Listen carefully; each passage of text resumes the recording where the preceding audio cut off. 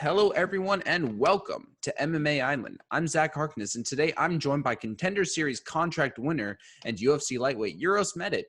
Hello, and welcome to the show. How are you doing today?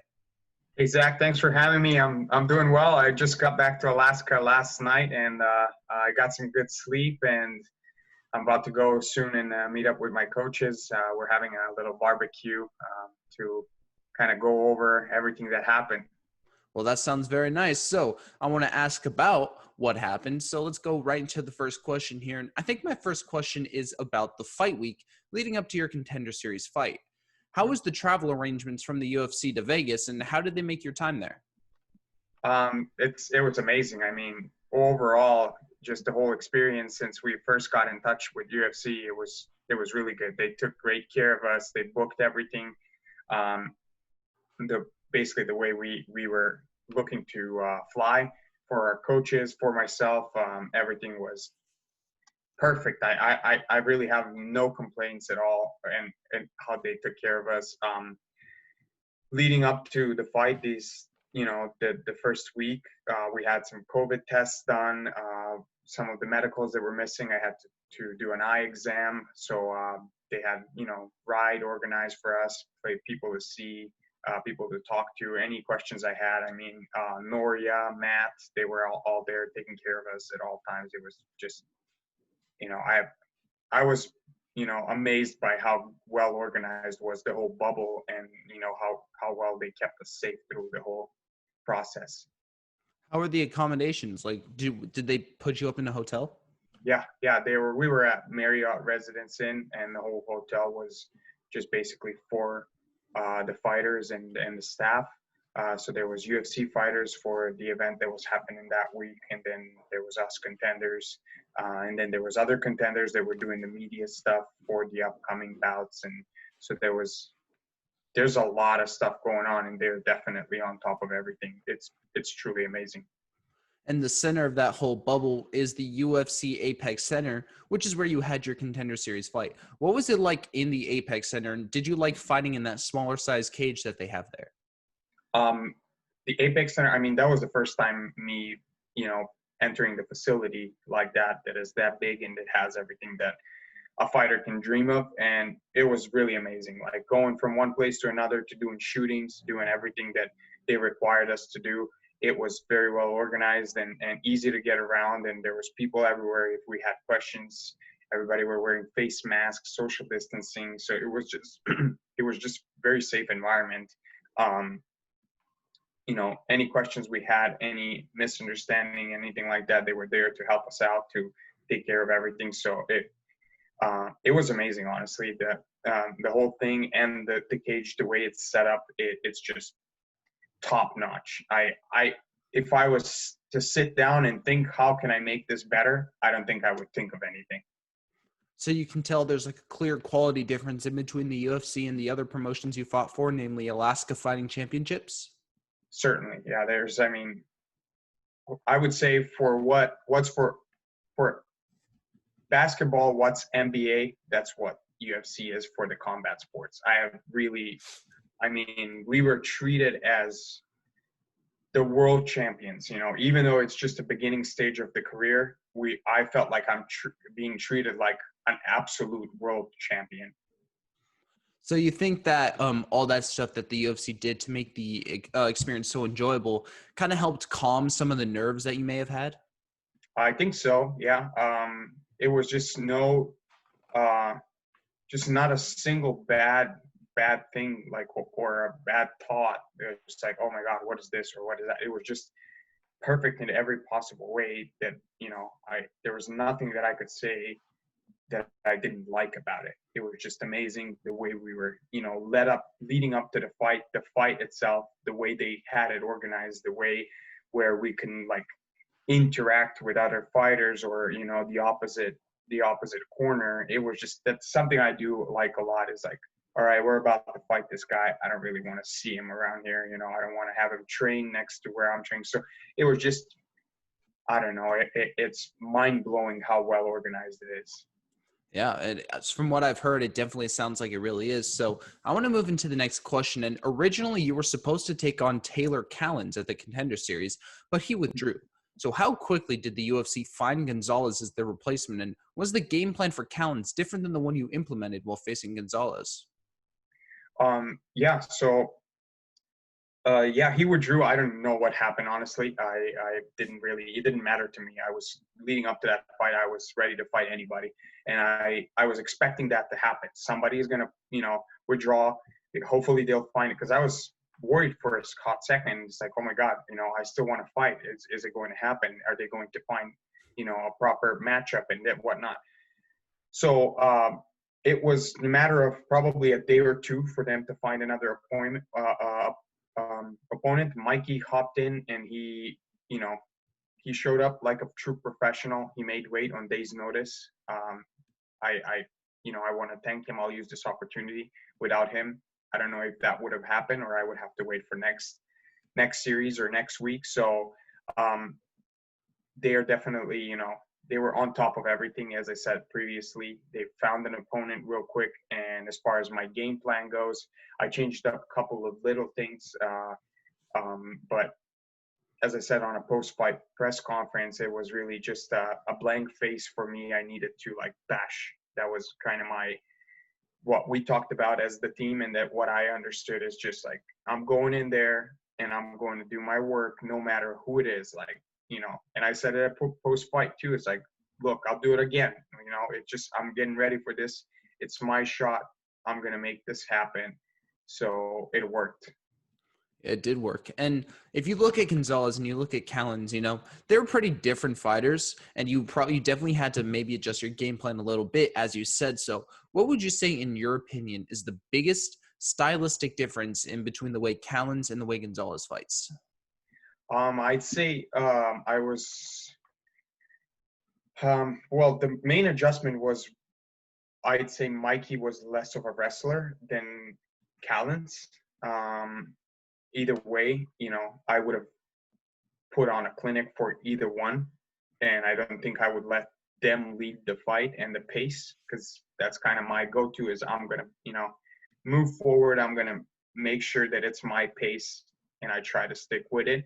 And I would have done the same against the other guy. Make sure to control the cage, have enough room for me to move. And yeah, with small adjustments we had to make. I was expecting a little more stand-up with Mikey, and that did happen.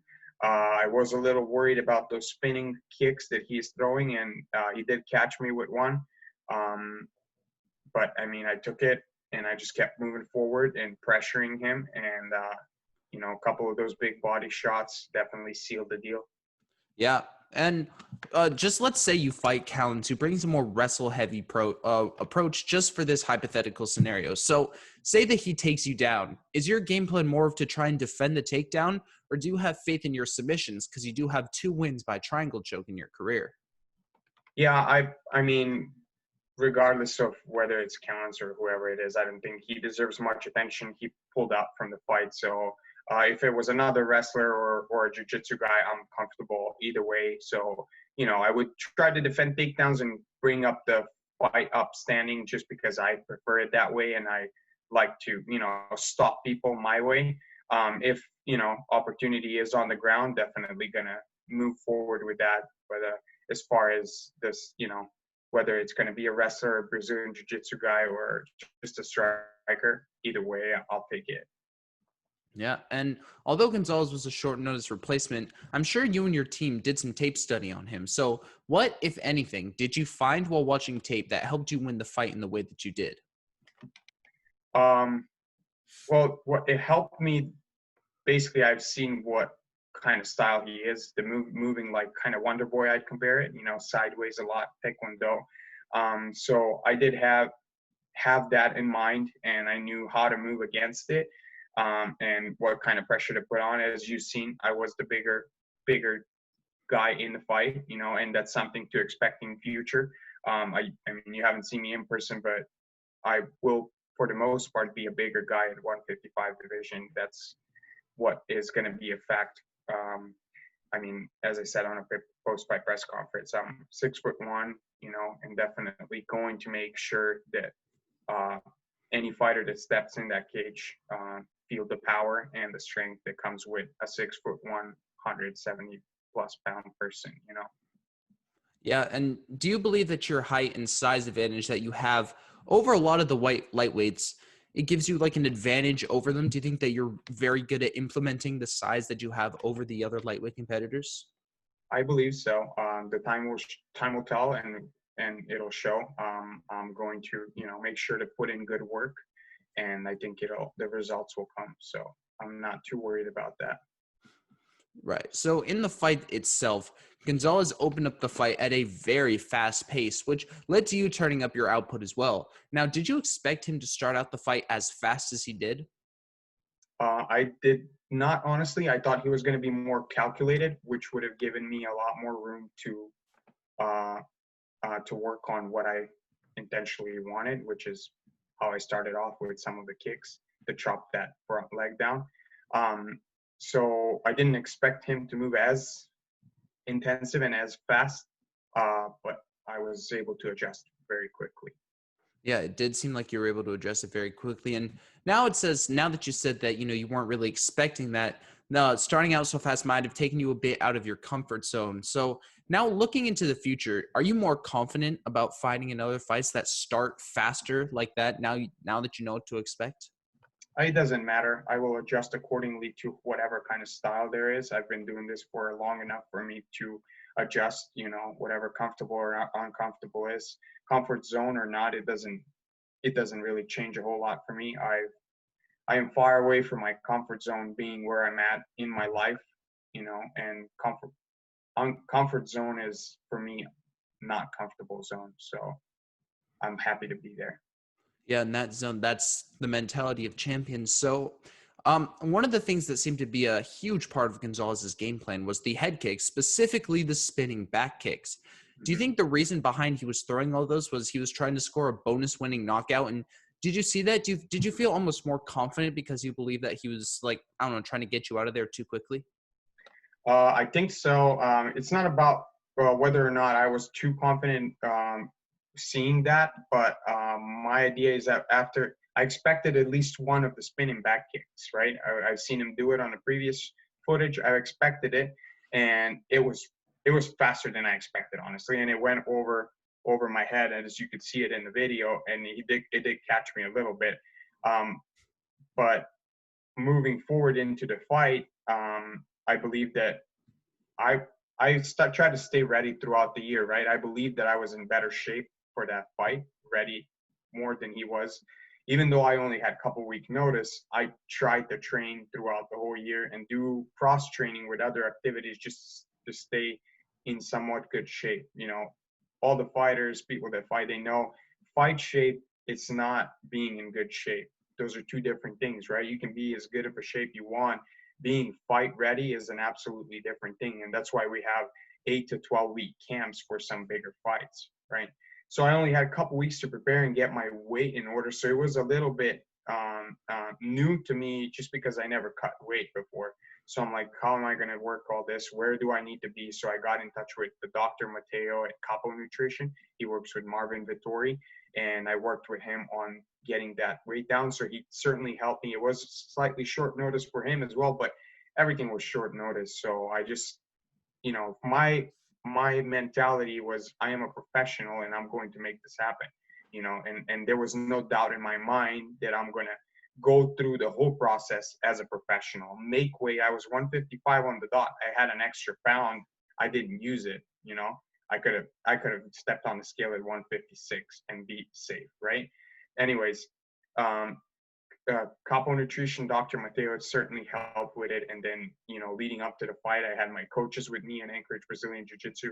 You know, they definitely made sure I'm throughout the whole weight cut process, I'm safe, and they watched me and took care of me. We had Paul Stockler bring us some of the essentials we were missing. I didn't have a scale in my room, and the scale where I could check weight was 3 floors downstairs. So it was a little bit, you know, it's like, oh, I'm doing, you know, cutting the water out. Now I need to go 3 floors down to check the weight. So we had our friend bring us the scale. So, you know, a lot of those little things and those pieces of a puzzle that put it all together for me to show up as a professional, make weight as a professional, and perform as a professional. So I want to thank all of them and take this opportunity, you know.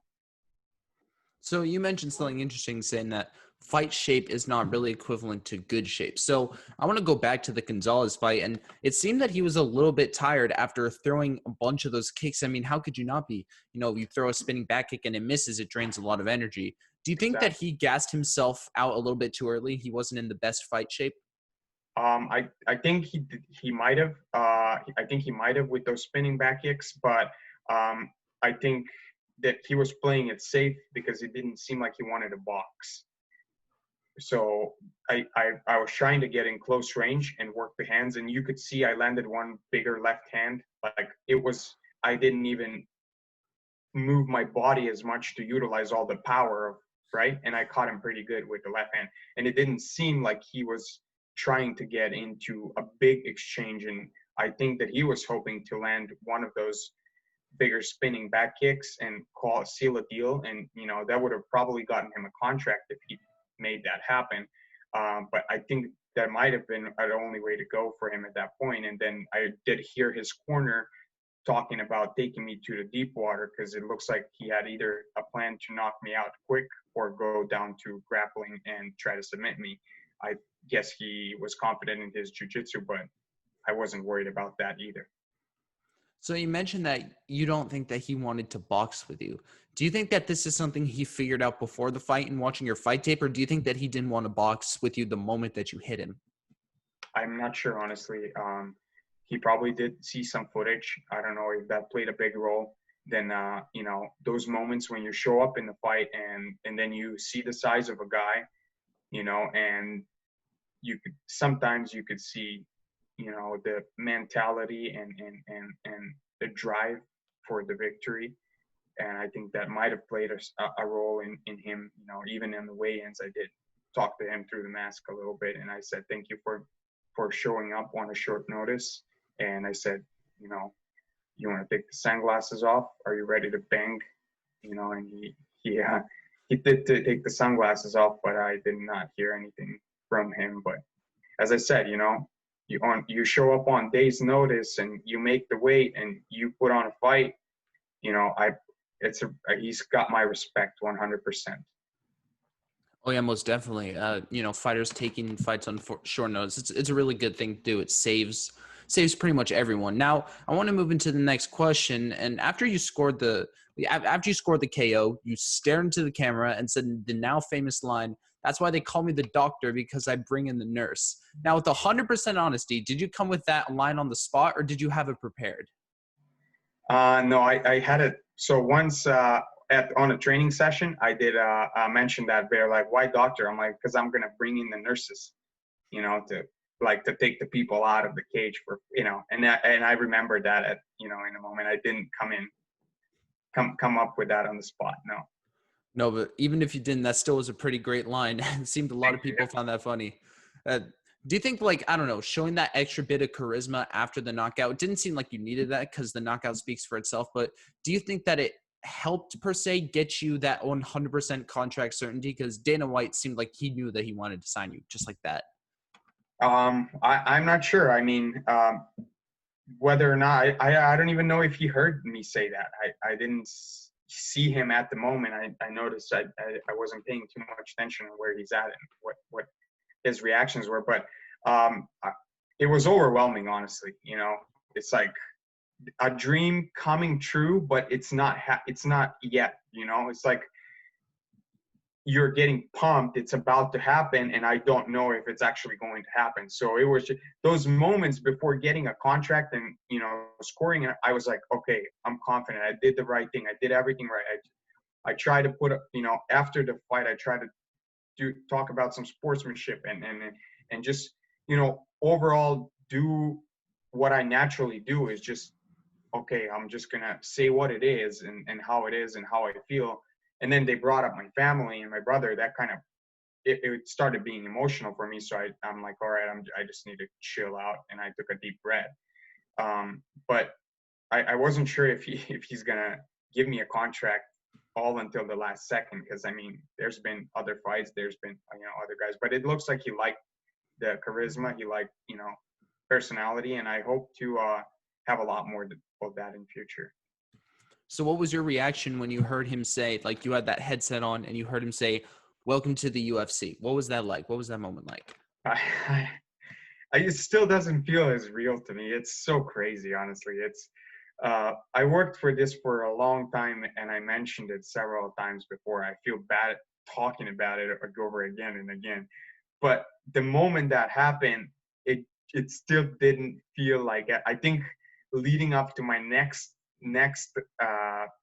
camp and my next fight and me stepping out in the cage with those UFC gloves is when I'm gonna actually like be like, all right, now I'm the UFC fighter. You know, it does feel real and all that, but I want to get back in there and perform like that as a UFC fighter and keep putting on a show like that, because obviously people liked it, you know, and I am beyond grateful. People are reaching out to me all over the world. I have never had fans. I had fans that are my friends and family, right? They would reach out to me, but it's the first time in my life I actually have people reaching out from all over the world and be like, "Great fight, man! I really liked it. I enjoyed it." And I try to reply to a lot of people and get back to them, but it's way too many messages and I get tired of it and just watching the whole thing on Instagram and Facebook, and it's just crazy. Yeah, and I assume another crazy thing about it is, that the video of your knockout getting posted to the UFC's Instagram page and ESPN MMA, and that clip has been seen by like hundreds of thousands of people. Yeah, Is that just how weird is that to know that what you've done has been seen by so many people? it's wild. Like I don't know how to behave. I don't know how to, like, this never happened to me. There's not a lot of people that can tell me like, oh, do this or do that. It's like I just don't know. It's so new to me.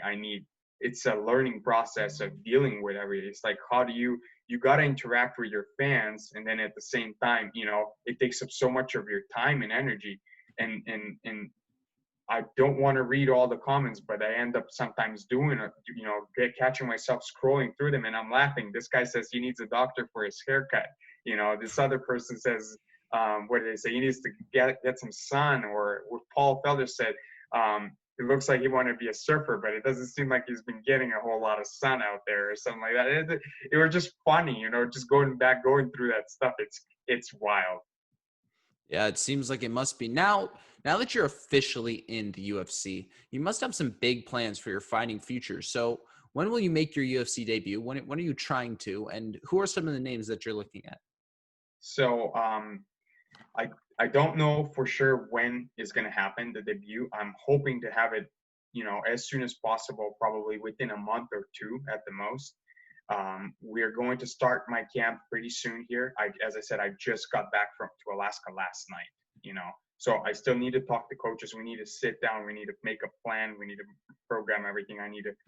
I'm probably going to be going to UFC Performance Institute to do some testing. As I said, it was my first weight cut. I am notorious for overtraining myself, and I spoke to them about that. There's still a lot of stuff that I don't know about my body, and everybody have been telling me to fight at 55, even while I was fighting at 170.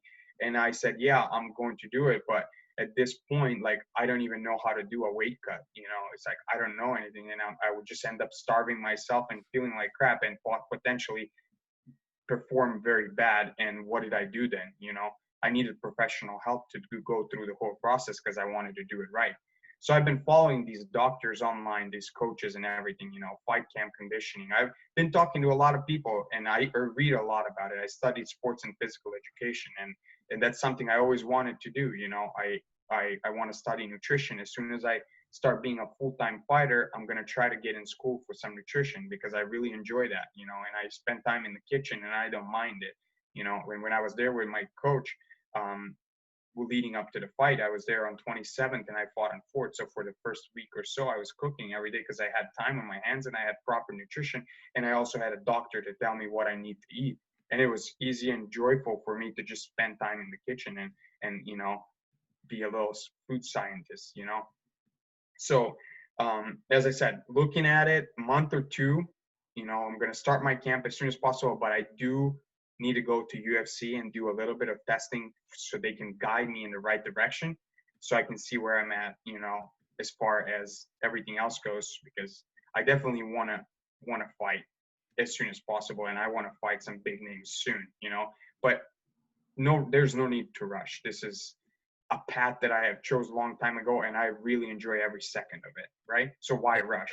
You know, if I can fight 6, 7, 8 times a year, I would love that. You know, if I can stop 4 out of 6 people, you know, that way I'm not hurt. I can fight again soon. And if I can stop 6 out of 8 people, that's my idea. It's like the more people I can stop, the sooner I'll be able to fight again. Because with the proper doctors and the team and nutrition, I'll be able to do weight cuts every, 30 days, you know? That means I can fight again and again. So that's kind of the idea. Who are some of the names that you're interested in fighting? If you can say.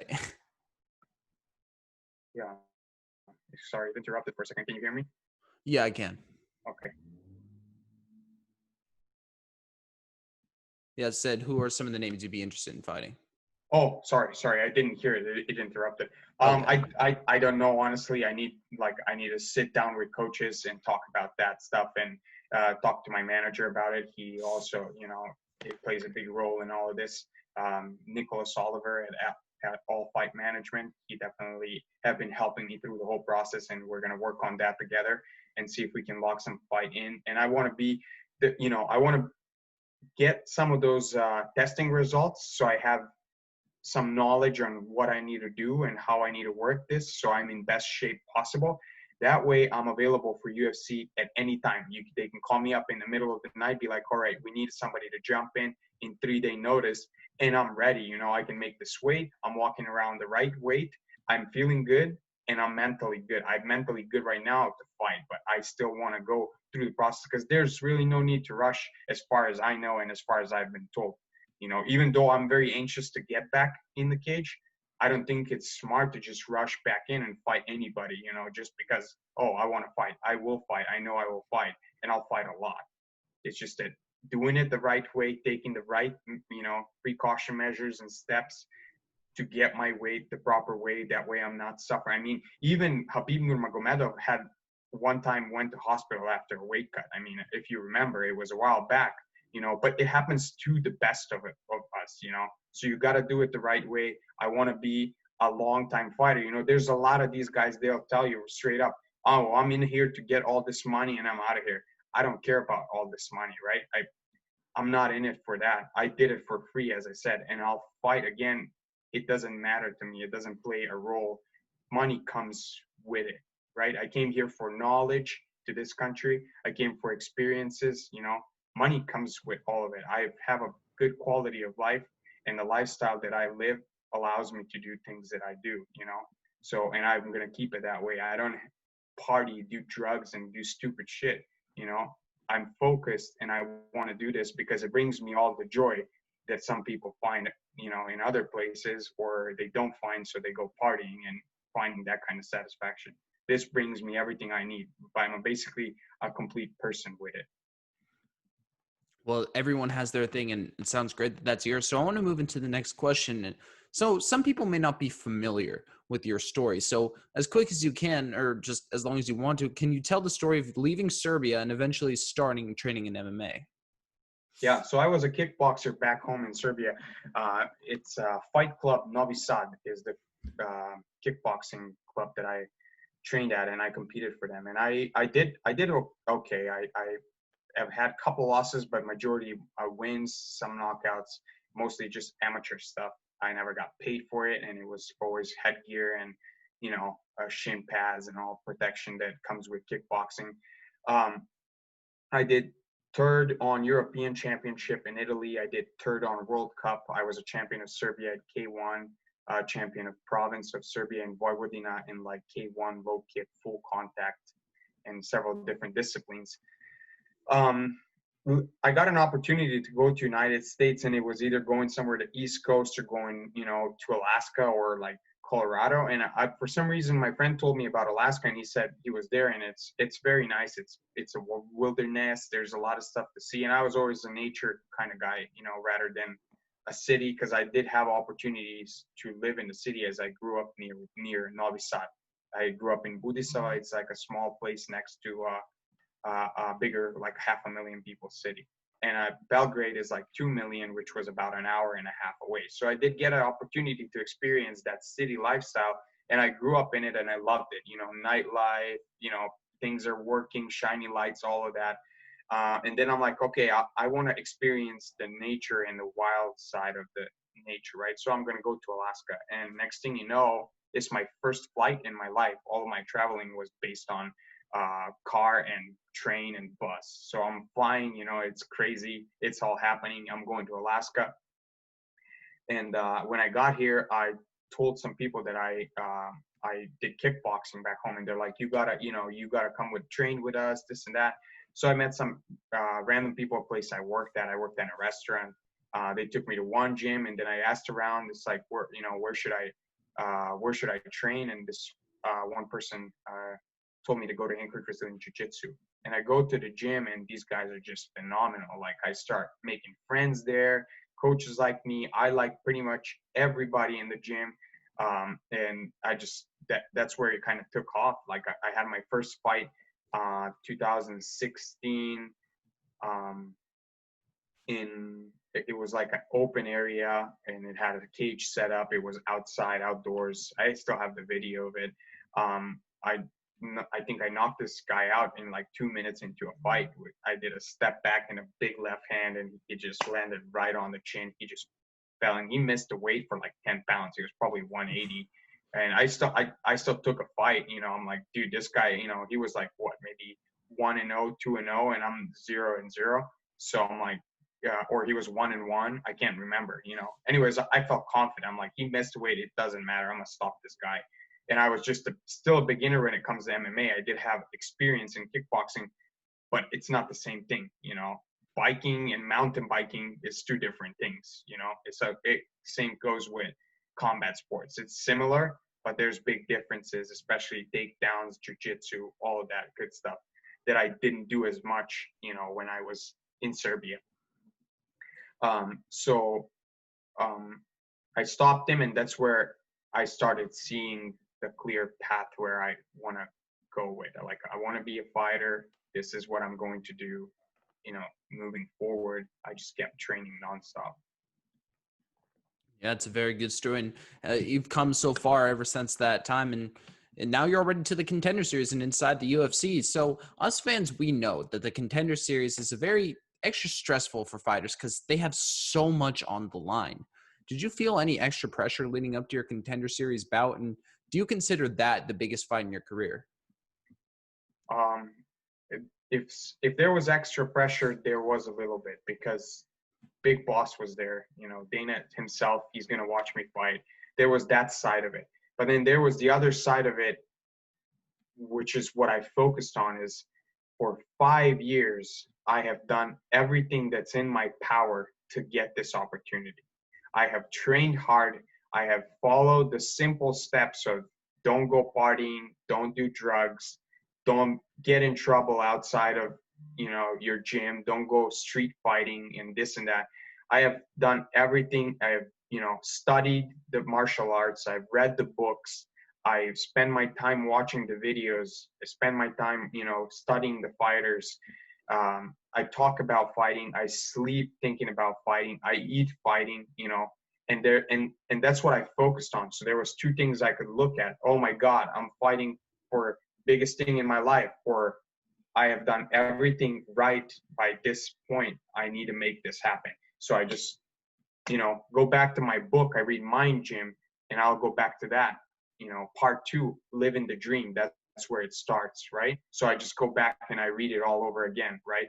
Forget my focus in this is me, and I'm going to be a fighter, and I'm about to make this happen. So that's what I did, and I focused on the things that I have done leading up to this fight.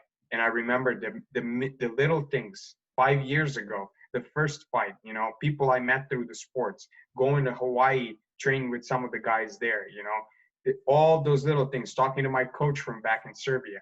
And I focused and I put all my energy into that. And then I tell myself, I'm going to make this happen. I dream about knocking this guy out.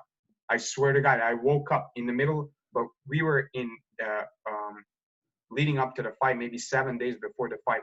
I wake up in the middle of the night, sweating it was done for me. I woke up thinking, wow, it's done, right? And then 5 seconds, I'm like, that was just a dream. I dreamed I knocked this dude out. My manager called me after the fight. He said, I dreamed you knocked this guy out. I didn't want to make pressure on you and tell you about this, but I dreamed about this. So, and you know how dreams are. When you are conscious and you're thinking about something at all times, it's not a strange thing to dream the same thing, you know? So that's what happened. And I was just confident that it's going to happen. So it had to happen. And it did happen for sure. Now, looking back to the start of your MMA career, did you see it progressing so quickly? And are you personally surprised at how fast that has moved? Um, I didn't see it progressing so quickly, but I did see it progressing. And people would have asked me all the time, "Hey, when are you going to fight in a big promotion? When do you fight again?" You know, and I didn't have those answers, and it feels strange because people sometimes would ask you that without giving you any credit, like, "Oh, you're not really going to do it," you know. Like I don't pay attention. It's my, you know, I'm closed out and I do my thing and I just get repeating the things that I do, like training and eating healthy and all of that stuff, those good habits that I can make. So, and I would always reply to people, be like, it's going to happen, you know, just give me some time. I don't have control of everything. I'm going to make it happen. I'm training. I'm doing everything I can. Everybody get a shot. That's the thing about this sport. You will get your shot as long as you are consistent, patient, and you're working hard. You will get a shot. Now, what you make of your shot, it's what breaks it or makes it, you know? So I got my shot, and now I'm in the UFC, and now the work starts, you know? And I was waiting for this so much. I was waiting for this because I knew that right now I will have more resources to work with where I can put my machine onto absolutely another level, right? So I drew a line, is like, okay, I no longer fight these guys. Now I fight these guys on top, right? And now I'm in the best promotion in the world. And now I get people that can help me get my body on that level of a best fighter in the world, which is what I'm going to strive to do. I don't care so much about being a belt holder, being the world champion, or being this or that. I enjoy the path of fighting, right? Just getting in there, putting on a show, you know, everybody lose, people win, people lose. It's a part of the sport, you know. But what I'm going to do is I'm going to go out there, put that big work in, and the results will come itself. Yeah, and it's pretty easy to say that they've come so far. And unfortunately, I think that's all the questions I have today. I really want to thank you for coming on the show. Is there anything you would like to say to the people out there? Zach, thank you so much for reaching out to me, and I really much appreciate it. I want to thank all these people that have been sending me messages. I try to reply to a lot of them. Some of them I did. Some people asked me the books I read. I remember replying to some of that. I'm going to try to be active on my social network. I'd also like to ask people what they think I should put on there. You know, do they want to see more of my private stuff that I do on a daily basis, or just my training? Because from my previous Instagram posts, you can see I was active on, you know, different things. I do mountain biking, I do snowboarding, whether or not, I know that fans are mostly fight oriented, and I have no problem posting a lot about that. So, you know, that's something I'd like to hear more from people that enjoyed me fighting. What would they like to see more, so I can focus on putting some of the stuff out there for them. That's one of the reasons why I'm here for, you know, I want to see you guys have fun and enjoy my fights, because I am having a lot of fun and I am enjoying my time in the cage. So if I can do the same for you guys, it's a win-win for everybody. I get to knock some heads off, and you guys get to have fun and enjoy and smile. And I'll make sure to put on a show every time I fight. I think we're all very excited to watch you fight again. And again, I would like to thank Uros Medic for joining me today. And I would like to thank you, the viewer, for watching this interview. I've been Zach Harkness with MMA Island, and I will see you all in the next one.